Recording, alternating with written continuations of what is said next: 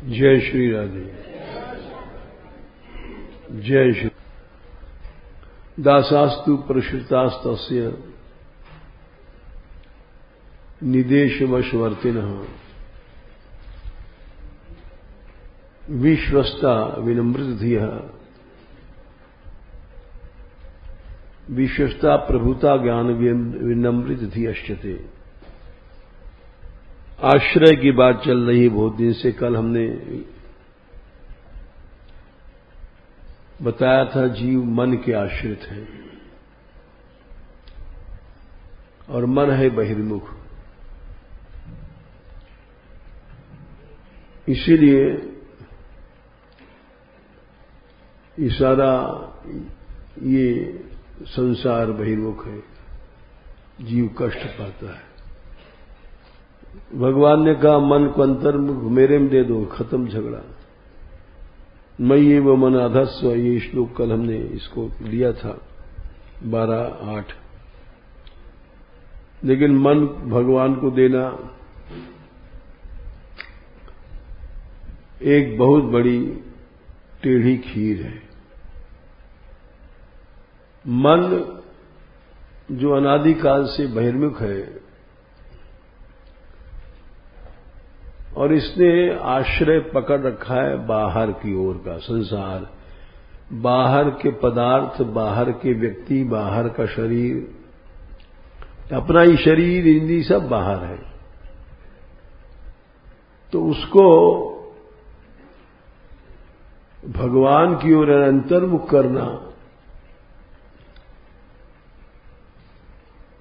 ये भाषण देना तो आसान है लेकिन बहुत कठिन है। और जब मन जिसका समाहित हो जाता है उसको फिर कोई साधन करने की जरूरत नहीं रहती है,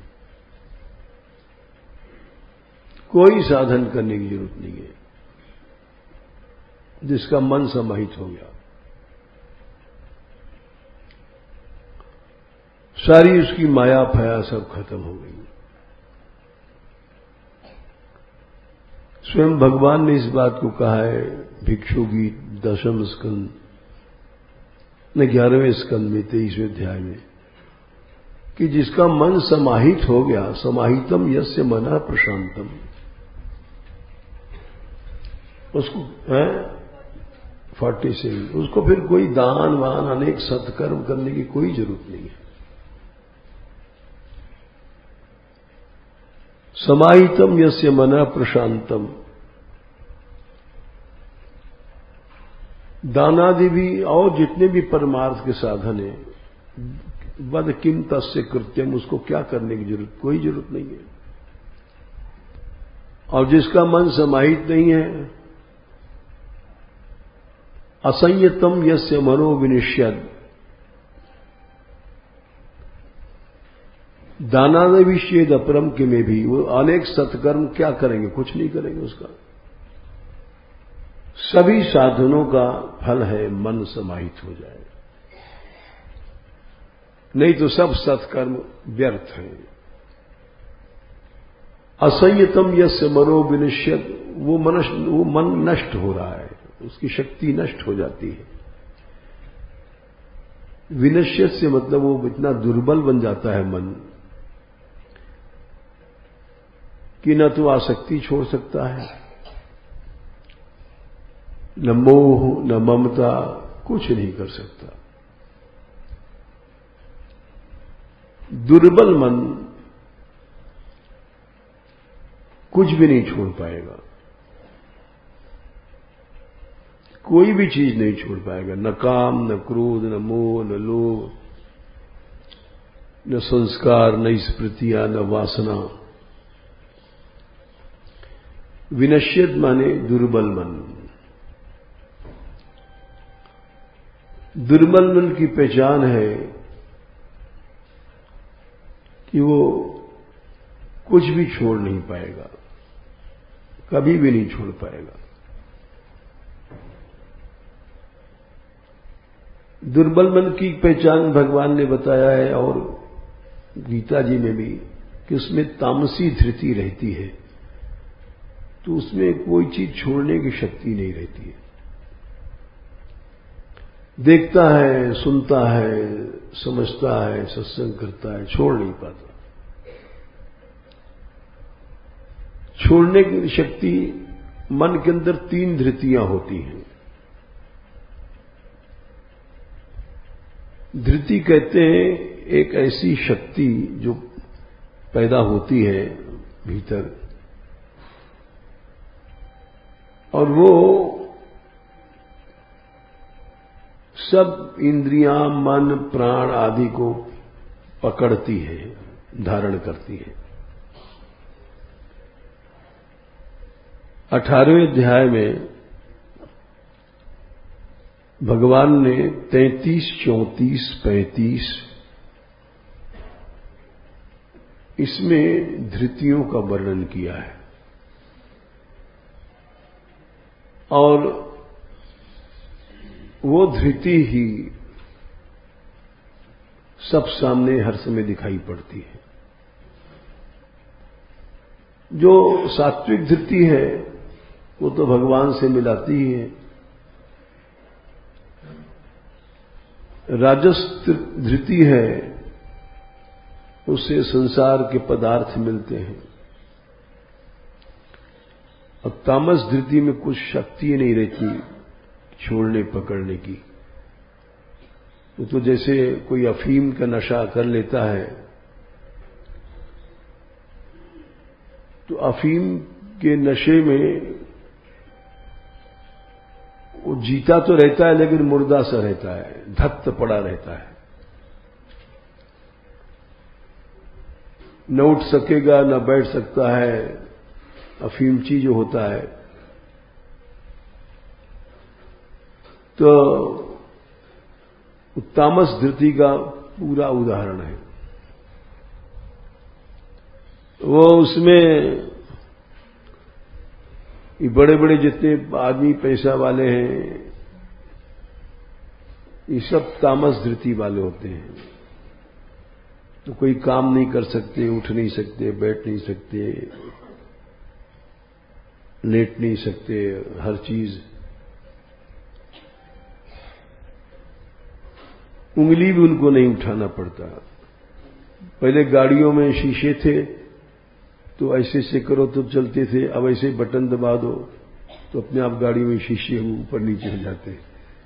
तो हम देखते हैं वाह भाई वाह, मनुष्य कुछ भी नहीं करना चाहता, शीशा भी नहीं उठा सकता। इसको एडवांस्ड, यहां से मोटरसाइकिल अभी परसों चली गई है। हाँ खैर, तो ये हर मनुष्य तामसी धृति की ओर बढ़ रहा है। यंत्र युग है, यंत्र युग। साधन नहीं करना चाहता। सबसे पहली होती सात्विकी धृति, 18/33। किसके मन में कौन सी धृति है, बस वही आदमी परमार्थ पर चलता है, नहीं तो नहीं चल सकता, भले महंत हो जाए, साधु हो जाए। तो सात्विकी धृति के लक्षण है धृत्या धारयते मनः प्राणेन्द्रिय क्रिया योगेन अव्यभिचारिण्या सा धृति पार्थ सात्विकी। ये सात्विकी धृति ही साधकों के पास होती है, हम लोगों के पास नहीं। जो सच्चे साधक हैं उनके मन में सात्विकी धृति रहती है। तो सात्विकी धृति की पहचान है कि मन, इंद्रिय, प्राण, ये 3 चीजें हैं। सबसे पहले मन में संकल्प होता है,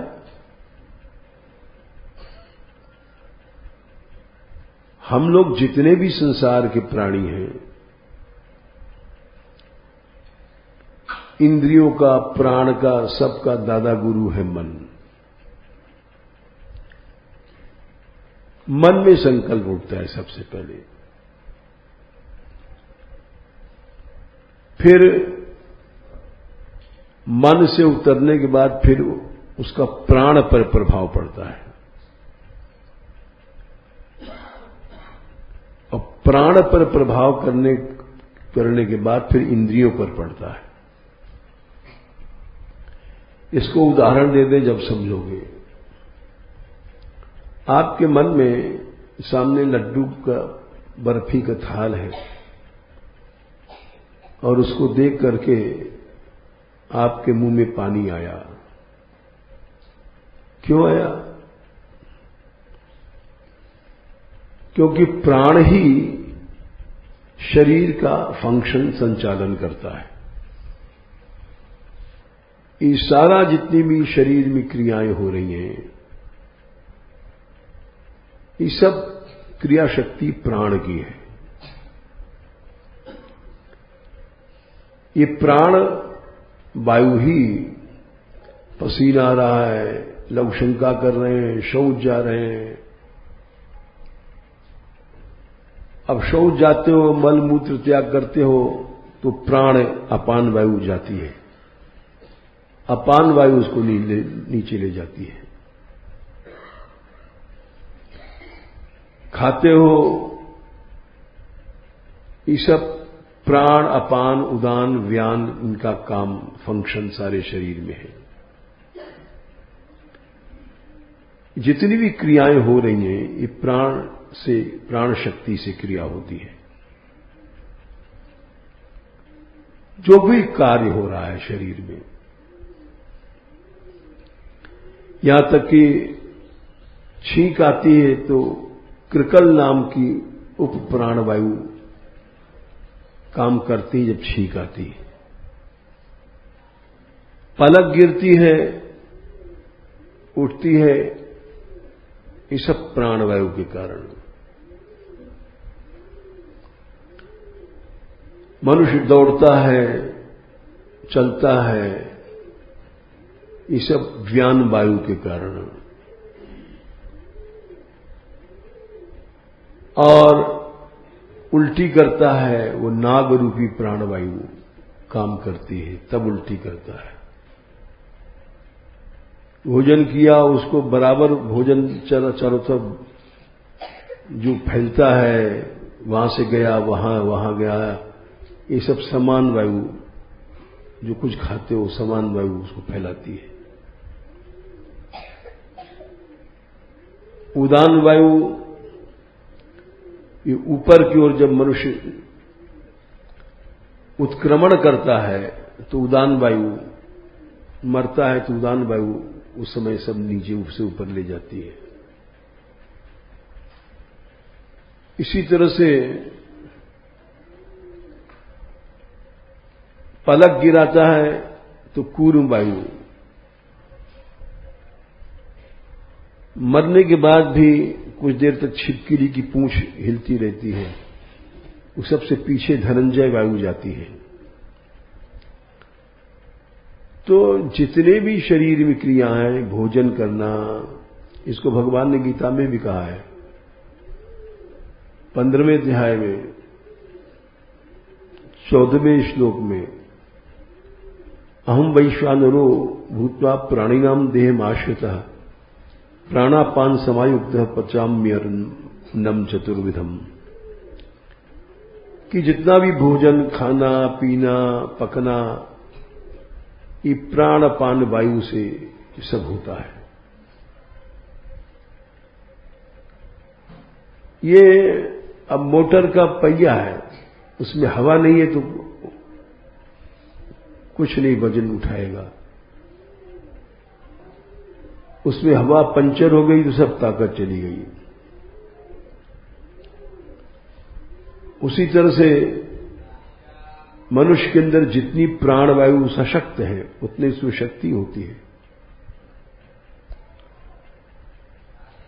तो प्राणवायु मन में संकल्प आया और प्राणवायु पर उसका प्रभाव गया।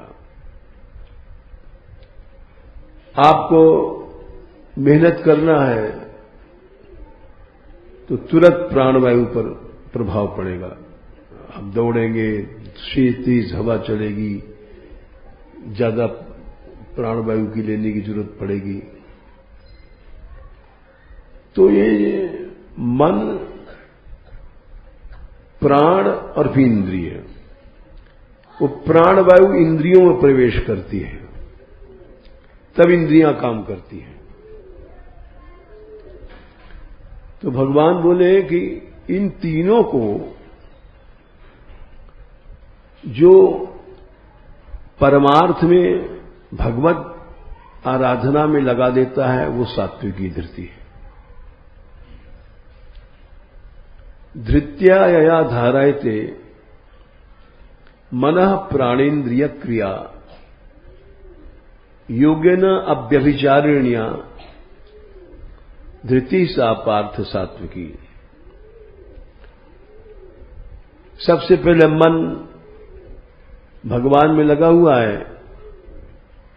तो न काम पैदा होगा, न क्रोध पैदा होगा, न लोभ पैदा होगा, न मोह पैदा होगा।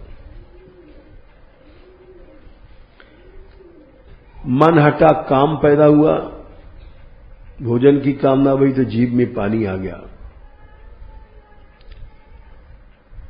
भोग की कामना भई तो शिश्न में पानी आ गया। ये सब प्राण करता है। लड़ना है, झगड़ना है, क्रोध है, तो क्रोध में कुपित होकर के प्राणवायु तीव्र हो जाती है, आंख लाल हो जाएगा, शब्द वैसे निकलेंगे। ये सारा काम प्राणवायु का है, खेल है। तो जिसका मन भगवान में, उसका प्राण अपने आप लग जाएगा भगवान में, और फिर इंद्रियां अपने आप लग जाएंगी। तो उसकी सात्विकी धृति समझ लेनी चाहिए। ये तीनों शक्तियां जब भगवान में लग जाती हैं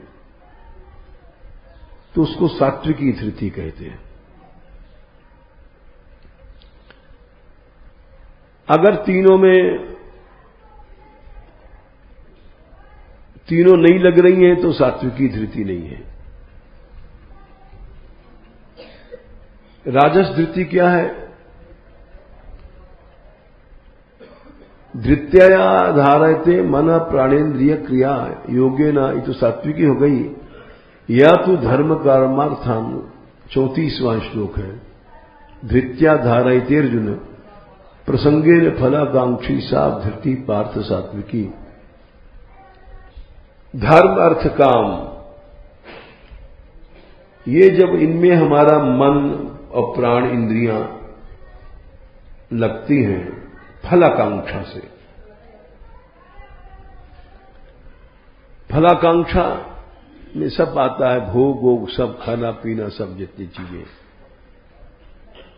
मान सम्मान, सब सूक्ष्म भोग है।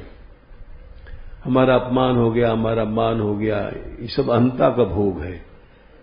जितने भी भोग हैं, मन के भोग हैं, अहंता के भोग हैं, इंद्रियों के भोग हैं। लड्डू पेड़ा ये रसना का भोग है, अच्छा रूप ये आंखों का भोग है, अच्छा स्पर्श त्वग इंद्रिय का भोग है, मनचाहा, अच्छा गंध घ्राण इंद्रिय का भोग है। तो इसी तरह से अहंता का भोग क्या है? मान सम्मान, ये अहंता का भोग है। बुद्धि का भोग क्या है? गलत भोग, तृष्णा आदि है। ये सब भगवान ने 11वें स्कंद में दूसरे अध्याय में कहा है। देहेन्द्रिय प्राण मनोधियाम यो जन्माप्यक्षु। देह इंद्रिय मन प्राण इंद्रियों के पांचों के भोग हैं। 11वां स्कंद दूसरा अध्याय में देहेन्द्रिय, आखिर में देहेन्द्रिय प्राण मनोधियाम यो जन्माप्यक्ष 43 है 49। तो जब हम अपने मन और प्राण इंद्रियों से संसार के फलों को इच्छा करते हैं, भोगते हैं, तो राजस धृति है।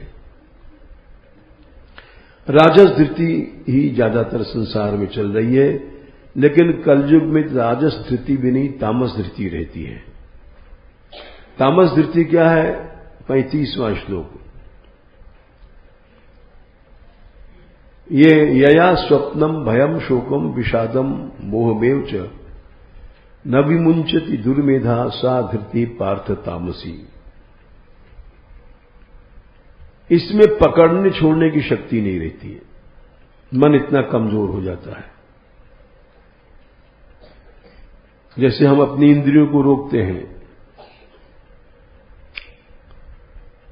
या शरीर को रोकते हैं या प्राण को रोकते हैं, लगाने की कोशिश करते हैं। राजस धृति में तो कुछ कुछ शक्ति रहती है साधन करने की, तामस धृति में शक्ति नहीं रहती। वो न स्वप्न छोड़ सकता है, न भय, न शोक, न विषाद, कुछ नहीं छोड़ सकता। न विषयों का मद, उसमें छोड़ने की शक्ति नहीं रहती। वो तामसी धृति होती है। तामसी धृति में मनुष्य कुछ नहीं करना चाहता,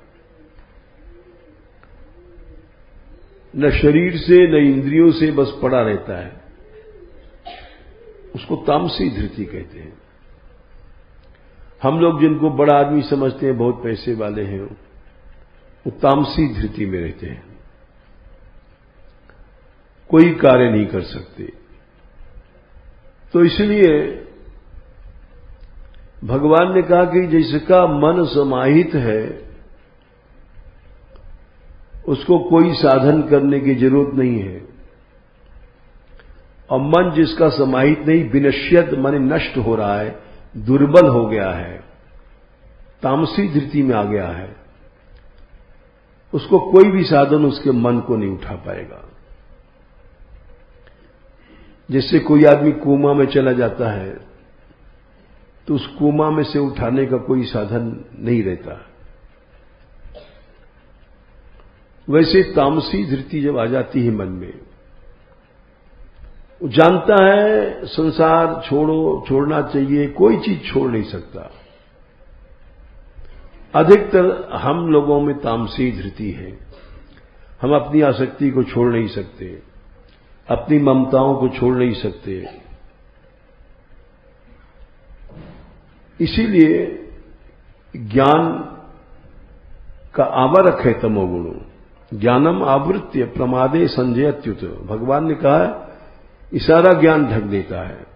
14वें अध्याय में भगवान ने इसको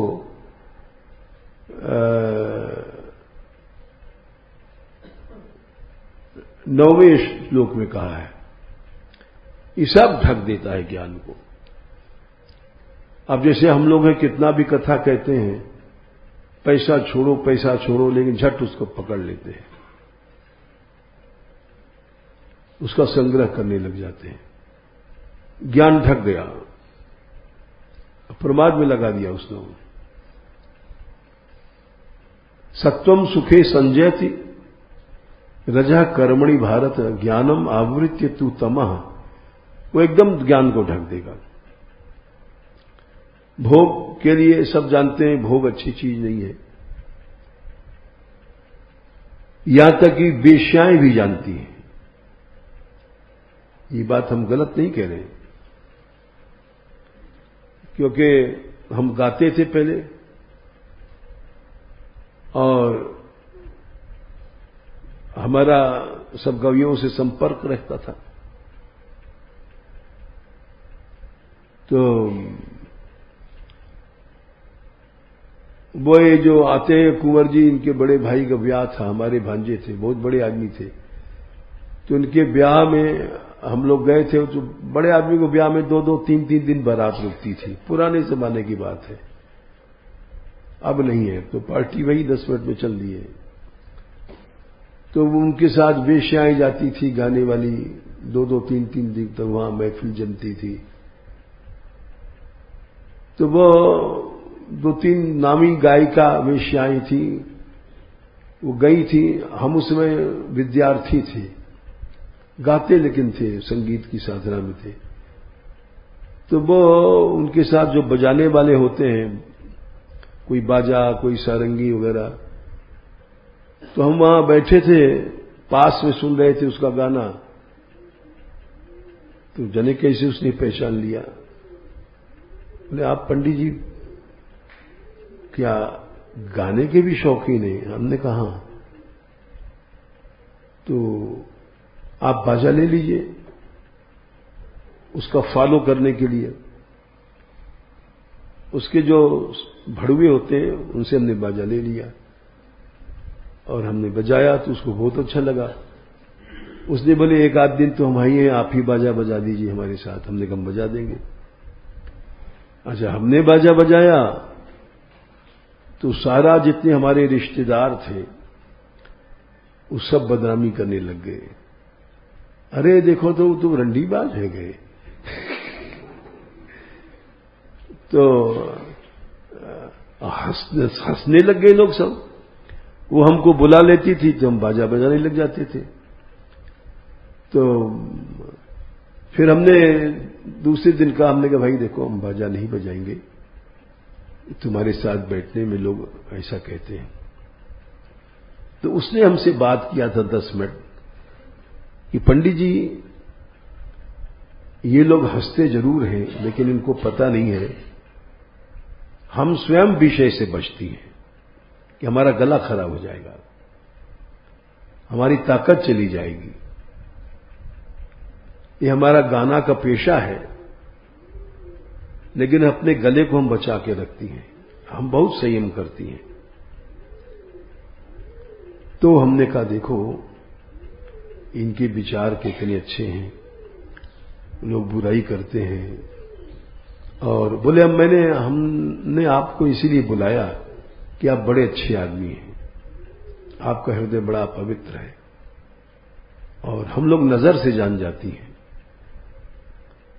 तो हमने अनुभव किया उनसे बात करके कि विषय त्याग तो साधारण सी स्त्रियां भी, वेश्या भी जानती हैं। हर हक तो नहीं जानती है लेकिन हां फिर भी जो गाती बजाती साधन करती हैं, लेकिन फिर भी छोड़ नहीं पाता मनुष्य, क्योंकि तामसी धृति है भीतर बैठी। तामसी धृति ही ऐसी है जो हमको ये जितने अवगुण है छोड़ने नहीं देती। भगवान ने कहा यया स्वप्नम भयम शोकम विषादम मद एवच, 5 चीजें हैं। ये तामसी धृति में आदमी छोड़ नहीं पाता। नींद है, उठ गया है 4 बजे लेकिन फिर भी पड़ा है, और 1 घंटा लेट लो, और आध घंटा लेट लो। चेतना, नींद आ गई, खुल गई, लेकिन तामसी धृति अपना काम कर रही है। विषाद, कोई दुख हो गया किसी प्रकार का, परिवार में मर गया या कोई घाटा हो गया, कुछ हो गया, अपमान हो गया, तो चेहरा उतरा हुआ है, 1000 समझाओ नहीं बदल रहा है। तामसी धृति, इसी को मोह कहते हैं। या स्वप्नम भयम, भय डर लगना। अब सब जानते हैं कि डरने से क्या फायदा, बिना समय पर मौत आती, समय पर आदमी मरता है। सर्प है, बिच्छू है, जितनी चीजें हैं, विपरीत परिस्थितियां हैं, ये हर समय भय पैदा करती रहती हैं, लेकिन भय नहीं छोड़ सकता आदमी, कि वो तामसी धृति बैठी है भीतर।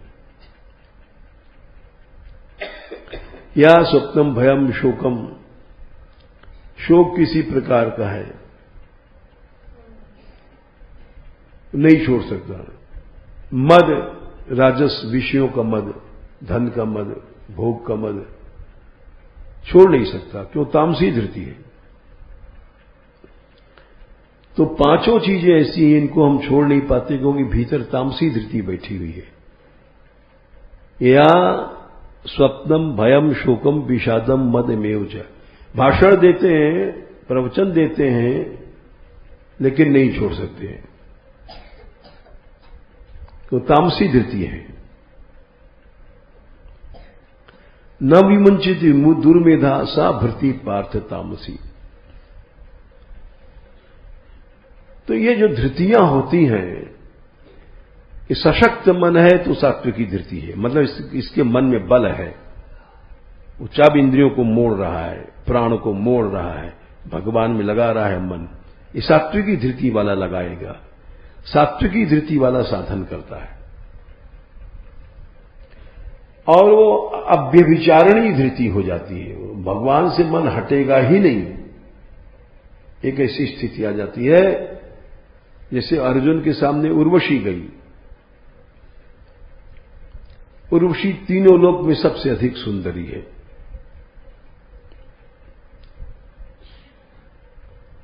और अर्जुन के पास जब स्वर्ग में थे अर्जुन, गई, उनके ऊपर कोई प्रभाव नहीं पड़ा। उनका माता जी आप कैसे आई हैं? आखिर तक यही कहते रहे, हालांकि उन्होंने शाप दे दिया, लेकिन कोई भी उनके अंदर विकार पैदा नहीं हुआ। इसी तरह से सामने मृत्यु है वृत्यासुर को, कह रहा अब चला, वज्र चलाता क्यों नहीं? इतना निर्भय है,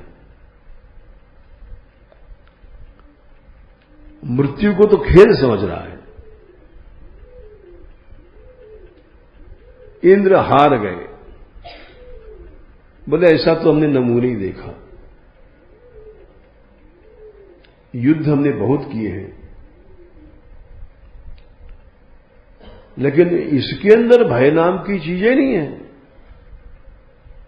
ऐसा तो हम देवताओं में भी नहीं है। आश्चर्य है कि इसके अंदर सात्विकी धृति कैसे आ गई असुर के अंदर। वो 6वें स्कंद के अंदर 11वें अध्याय में कहता है, सुरेश इंद्र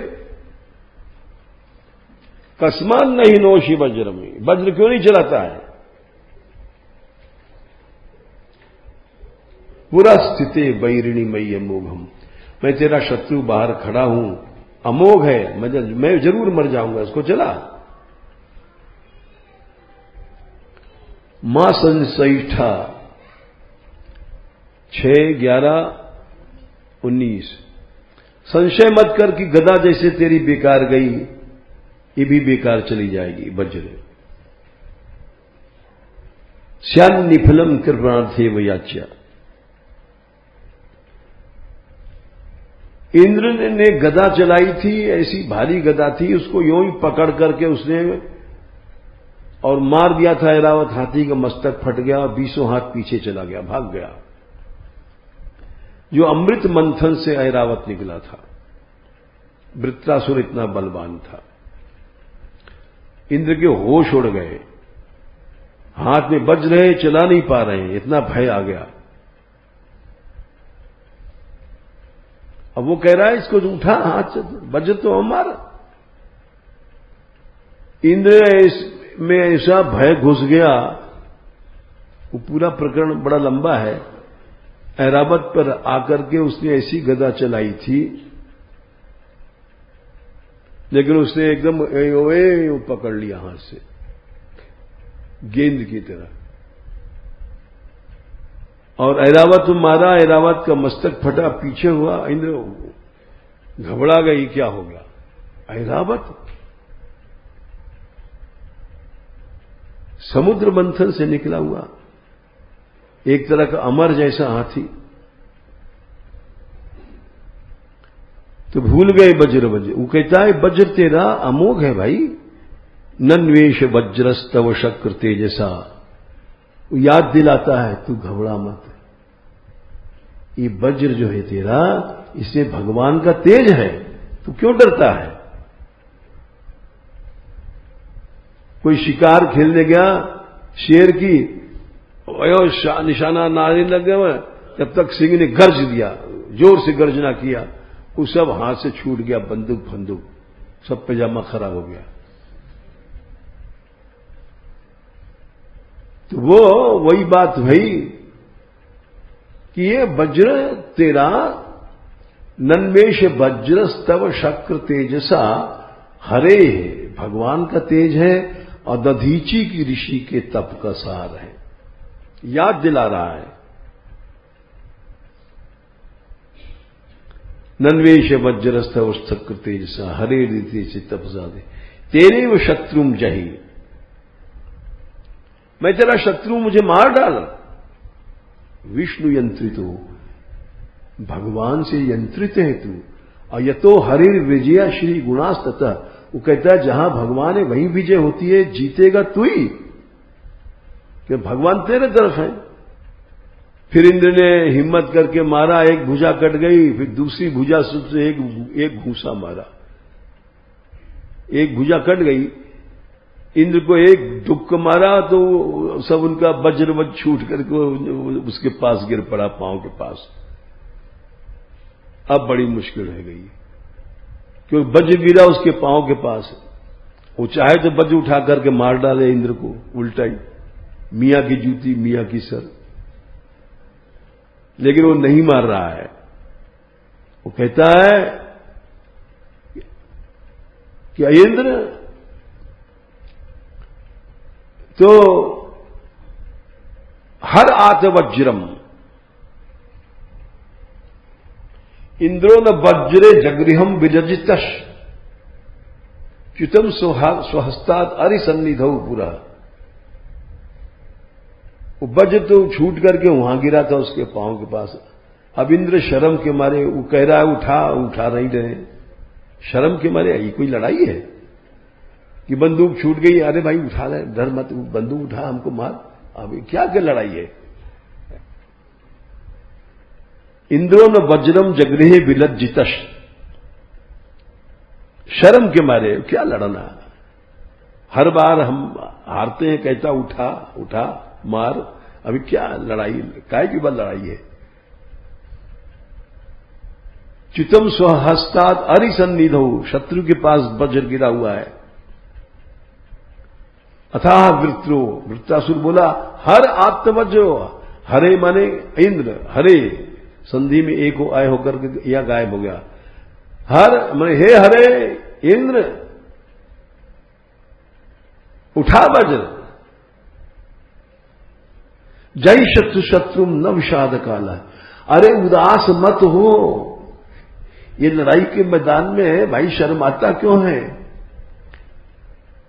अर्जुन वो इंद्र के होश गुम गए, बोले ठीक है भगवान क्या गए, मारूंगा तो खैर मैं ही है, लेकिन अहो दानव सिद्धोसी, सिद्ध तो तू है भाई, हम कुछ नहीं है, हम तेरे सामने कोई मिट्टी भी नहीं है।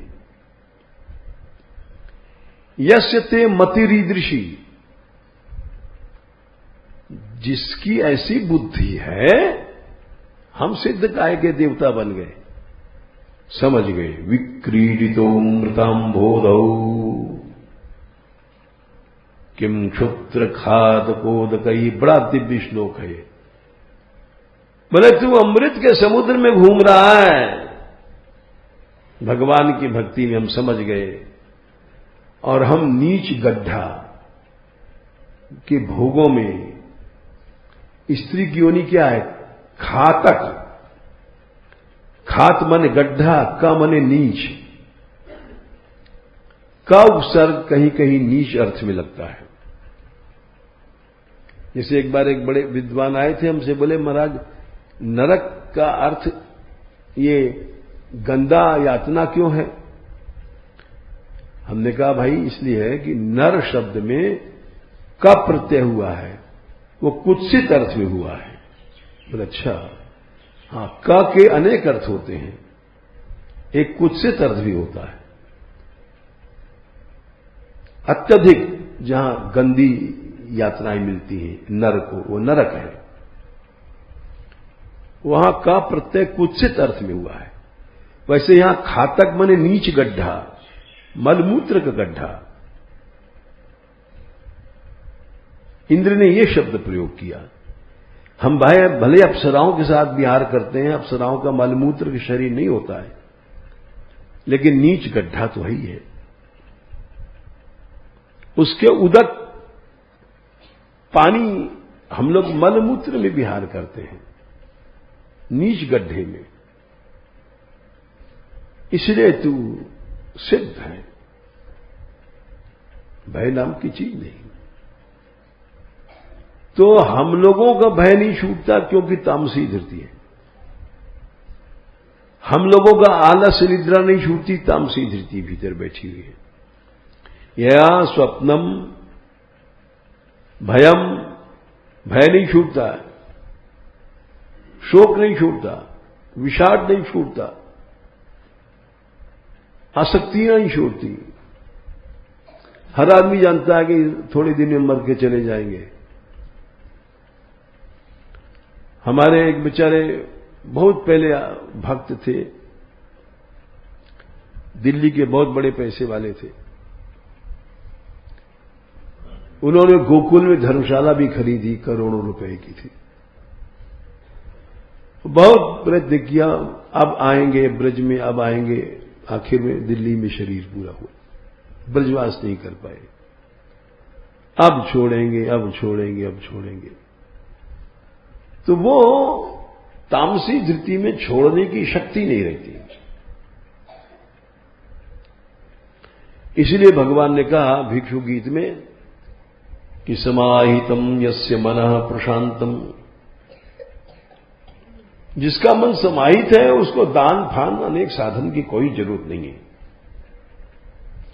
दानादि किम बदतस्य कृत्यम। और असंयत जिसका मन है वो तो विनष्ट हो रहा है, कमजोर हो जाता है। उसमें कोई चीज छोड़ने की शक्ति नहीं रहेगी।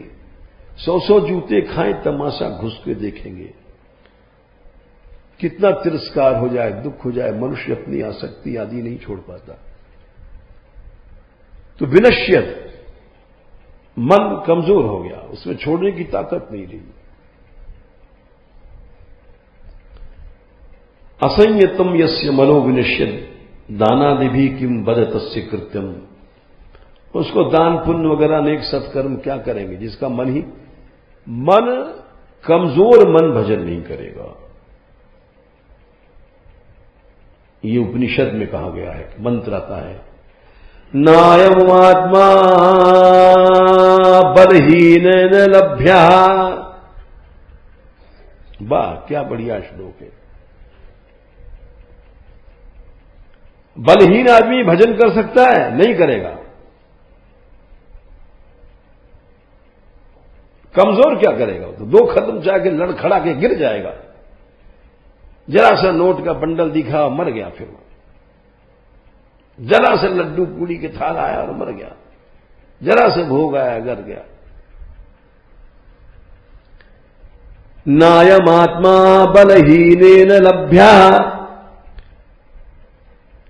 न च प्रमादात् तपसोप्यलिंगात्। प्रमाद वाला भजन नहीं कर पाएगा। अलिंग तपस, मन माना तपस्या करने वाले, कोई खड़े श्री हैं, कोई कुछ कहें, वो भी नहीं, उनसे भी भगवान नहीं मिलेगा।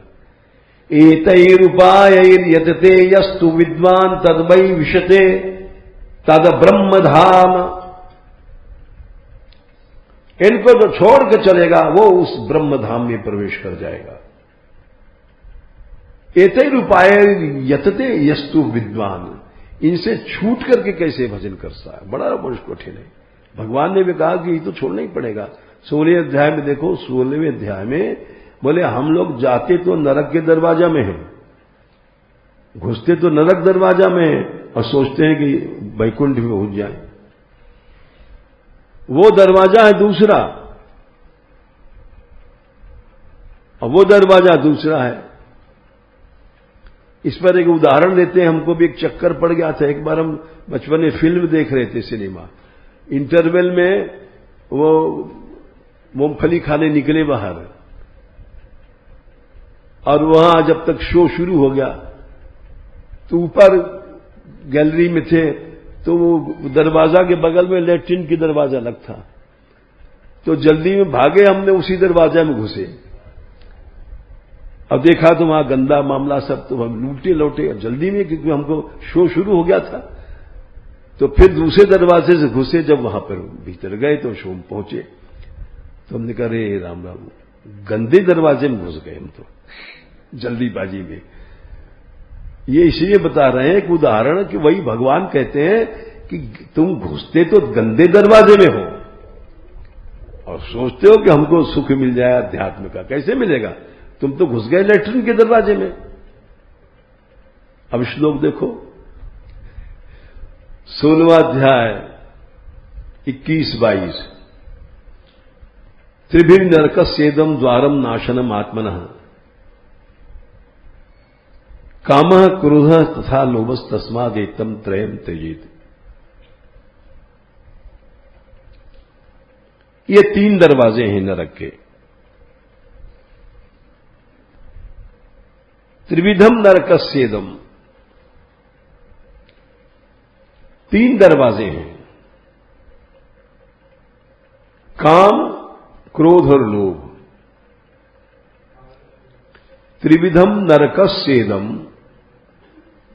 ये नरक के 3 दरवाजे हैं। ये सीधे डायरेक्ट नरक में पहुंचाते हैं।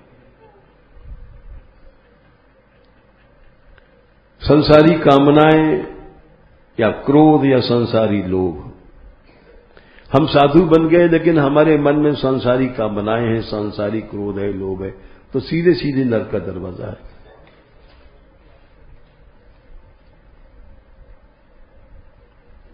त्रिविधम नरकस्येदम द्वारम नाशनम आत्मना, ये तीनों दरवाजे नष्ट करते हैं जीव को। सर्वनाश करने के बाद भी उसको नीचे नीचे खत्म कर देते हैं।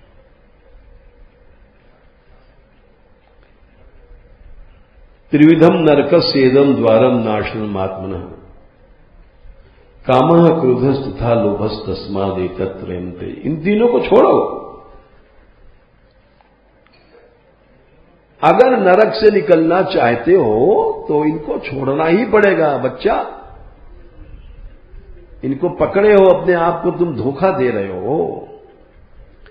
फिर आगे भगवान बोलते हैं 22वें में, एतैर विमुक्तः, इन तीनों से छूट करके जो भजन करता है।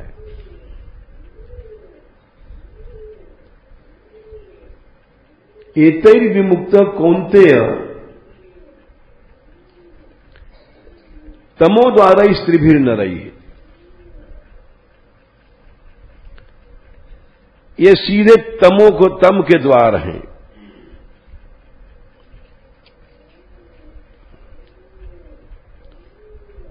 आचरति आत्मना श्रेयः,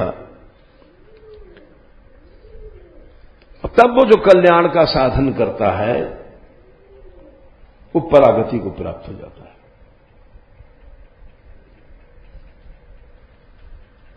तो इसलिए अनेक तरह के साधन करने के बाद भी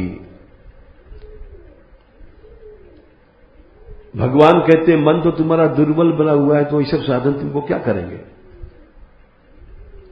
भिक्षु गीत में यही बात भगवान कहते हैं, समाहितम यस्य मनः प्रशांतम दानादिभि किम वद तस्य कृत्यम। 11 स्कंद 23वां अध्याय में 47 में, और असंयतम यस्य मनो विनश्यत, जिसका मन असंयत है उसका मन तो विनष्ट हो रहा है, दुर्बल हो गया, वो न कुछ छोड़ पाएगा न पकड़ पाएगा। विनश्यत, वो नष्ट क्यों हुआ? असंयम से हुआ। उसको दान आदि अनेक कर्म क्या करेंगे? कुछ नहीं। बोले बहुत कठिन है ये मन। भीष्मो हि देवा, बड़ा देव है मन, सबसे बड़ा, सह सह संयान, सबसे बड़ा वेगवान है। तो इसलिए ये मन ने आश्रय कर रखा है संसार का। संसार में संबंध जोड़ता है, संसार कोई चाहता है, संसार में रिश्ता नाता सब आसक्ति करता है। तो आश्रय होता है मन से। इस मन को भगवान ने कहा कि सब साधन छोड़ दें, सब ऊपर के ये करना है, वो करना है, पाठ करना है, ये पुण्य व्रतवत करना है, सब बात छोड़ो। एक ही बात जो हमने कल बताया था 12वें अध्याय में भक्ति योग में पहला साधन 12/8 मयि एव मन आधत्स्व, मन में झुमे लगा दे, तब आश्रय सिद्ध होगा।